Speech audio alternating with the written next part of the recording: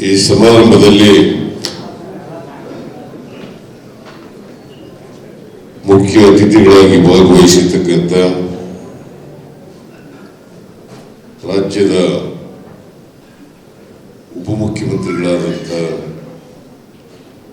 ಶ್ರೀ ಡಿ.ಕೆ. ಶಿವಕುಮಾರ್ ಅವರ ಈ ಸಮಾರಂಭದ ಅಧ್ಯಕ್ಷತೆ ವಹಿಸಿರ್ತಕ್ಕಂಥ ಈ ಕ್ಷೇತ್ರದ ಶಾಸಕರು ಆದಂಥ ಶ್ರೀ ರಿಜ್ವಾನ್ ಅರ್ಷದ್ ಅವರ,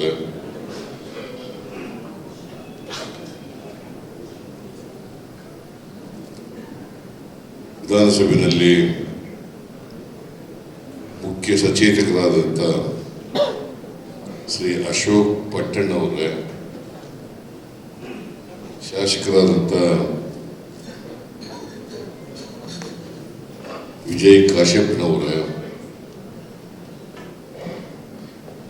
ಮುಖ್ಯ ಕಾರ್ಯದರ್ಶಿಗಳಾದಂಥ ಶ್ರೀಮತಿ ಶಾಲಿನಿ ರಜನೀಶ್ ಅವರ, ಎಲ್ಲ ಹಿರಿಯ ಅಧಿಕಾರಿಗಳೇ,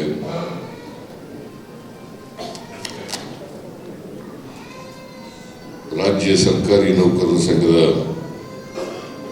ಅಧ್ಯಕ್ಷರಾದಂಥ ಶ್ರೀ ಷಡಕ್ಷರಿ ಅವರೇ,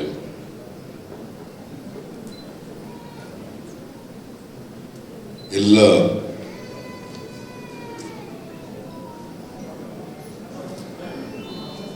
ಸರ್ಕಾರಿ ನೌಕರ ವರ್ಗದವರೇ, ಪ್ರಶಸ್ತಿ ಪುರಸ್ಕೃತರೇ,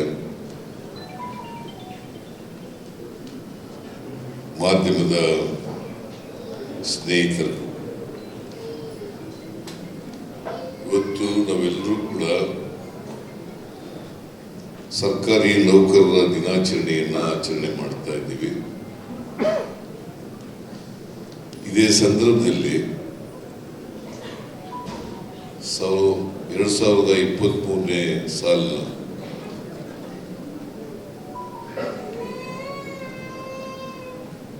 ಸರ್ಕಾರಿ ನೌಕರರ ರಾಜ್ಯ ಮಟ್ಟದ ಸರ್ವೋತ್ತಮ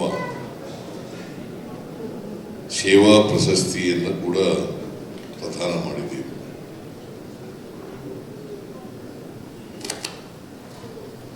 ಪ್ರತಿ ವರ್ಷ ಏಪ್ರಿಲ್ 21ನೇ ತಾರೀಕು ಸರ್ಕಾರಿ ನೌಕರರ ದಿನಾಚರಣೆಯನ್ನು ಆಚರಣೆ ಮಾಡ್ತಾರೆ.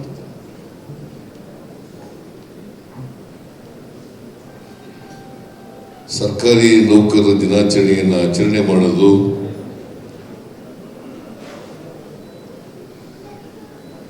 ಒಂದು ರೀತಿಯಲ್ಲಿ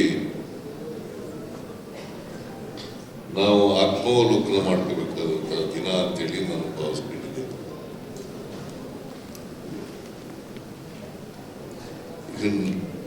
ಈಗಾಗಲೇ ಡಿ.ಕೆ. ಶಿವಕುಮಾರ್ ಅವರು ಹೇಳಿದ್ದಾರೆ, ನಮ್ಮ ಆಡಳಿತ ವ್ಯವಸ್ಥೆ ಹೇಗಿದೆ ಅಂತಂದ್ರೆ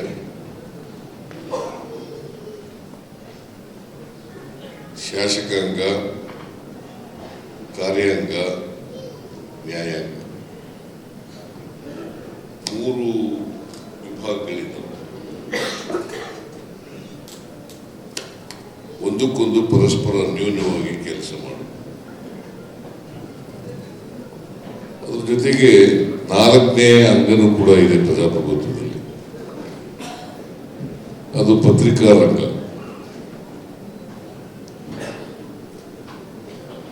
ನಾವು ನೀವೆಲ್ಲ ಇರೋದು ಸಂವಿಧಾನದ ದೇವೋದ್ದೇಶಗಳನ್ನ ಈಡೇರಿಸಲಿಕ್ಕೋಸ್ಕರ.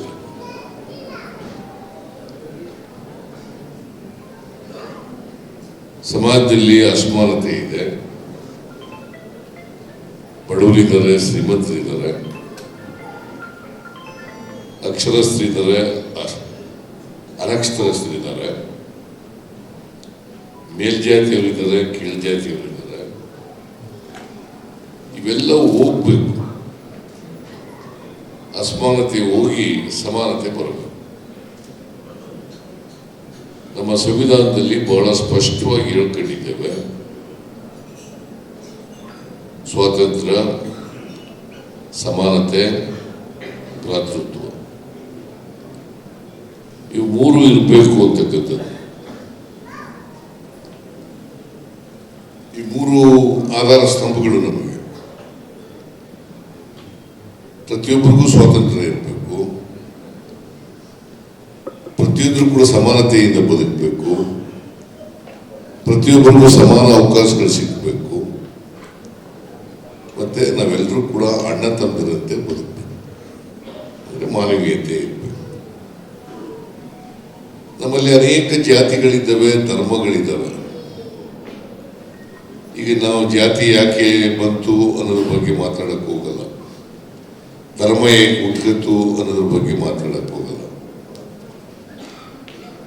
ನಮ್ಮ ಸಂವಿಧಾನ ಜಾತ್ಯತೀತವಾಗಿ ಇರ್ತಕ್ಕಂಥ ಸಮಾಜ ನಿರ್ಮಾಣ ಆಗಬೇಕು ಅಂತ ಹೇಳ್ತದೆ.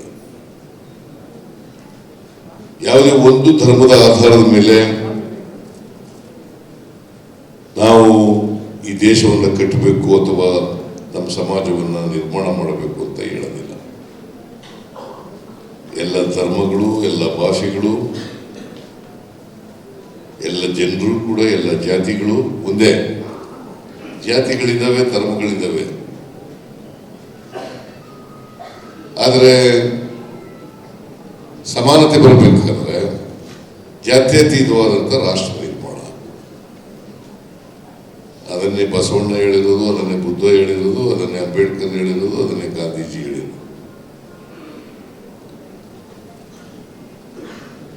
ಈಗ ನಿಜವಾಗ್ಲೂ ಪ್ರಸ್ತಾಪ ಮಾಡಿದ್ರು, DK ಶಿವಕುಮಾರ್ ಕೂಡ ಪ್ರಸ್ತಾಪ ಮಾಡಿದ್ರು. ಸರ್ಕಾರದ ಕೆಲಸ, ದೇವರ ಕೆಲಸ. ಸೊ ನಾವೆಲ್ಲರೂ ಕೂಡ, ನಾವು ಮತ್ತು ನೀವು ಮತ್ತೆ ನ್ಯಾಯಾಂಗ, ನಾವೆಲ್ಲರೂ ಕೂಡ ಸರ್ಕಾರದ ಕೆಲಸ, ದೇವರ ಕೆಲಸ ಅಂತ ತಿಳ್ಬೇಕು. ಹಾಗಾಗಿ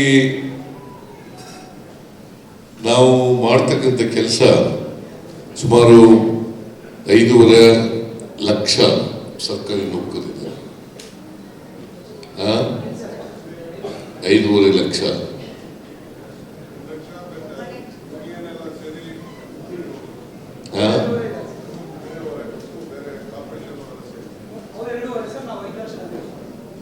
ಸರ್ಕಾರಿ ನೌಕರರು, ಬೇರೆಯವರು ಬಿಡಿ, ಬೇರೆಯವರು ಇದ್ದಾರೆ. ಸರ್ಕಾರಿ ನೌಕರರು ದಿನಾಚರಣೆ ಇದು. ಅದರಿಂದ 5.5 ಲಕ್ಷ ಜನ ಇರಲ್ಲ, ಅವ್ರಿಗೆಲ್ಲ ಇವತ್ತು ಪ್ರಶಸ್ತಿ ತಗೊಂಡಿರ್ತಕ್ಕಂಥವ್ರು, ಅವರೆಲ್ಲ ಸ್ಫೂರ್ತಿಯಾಗಿ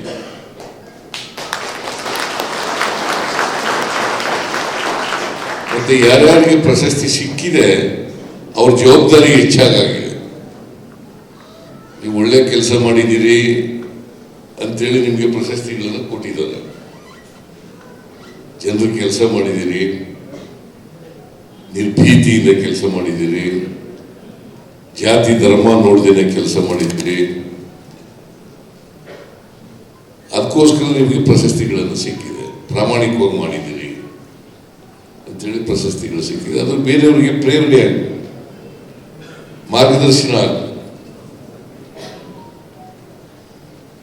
ಮತ್ತೆ ನೀವು ಇನ್ನೂ ಹೆಚ್ಚು ಯಾರು ಪ್ರಶಸ್ತಿ ಪುರಸ್ಕೃತರಿದ್ದಾರೆ ಅವ್ರು ಇನ್ನೂ ಹೆಚ್ಚಿನ ರೀತಿಯಲ್ಲಿ ಹೆಚ್ಚು ಸೇವೆಯನ್ನು ಮಾಡ್ತಕ್ಕಂಥ ಕೆಲಸವನ್ನು ಮಾಡಬೇಕು.